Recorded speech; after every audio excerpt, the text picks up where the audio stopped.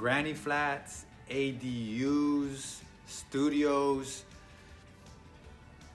There's a bunch of names for it, right? So that's the new buzzword. We're gonna go over exactly how it works, and when you buy a property or you own a property, how you can build an accessory dwelling unit in order to increase your cash flow, and it'll help you with your mortgage payment. I'm Voltaire Lepe, CEO of Lepe Temple Properties, and we're inviting you to our workshop.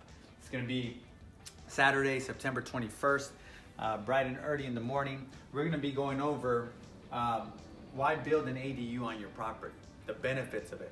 We're gonna talk about potential rental income, how much income you can receive from them.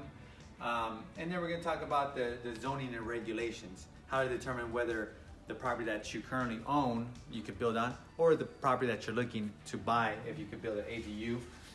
We're gonna go over the cost, fees, and how to finance it. I think financing is probably gonna be like the biggest thing for a lot of people, because if you already own a home and you have enough room in your yard to build an ADU, okay, well, how do you get the money to build it? So we're gonna be going over all that and more.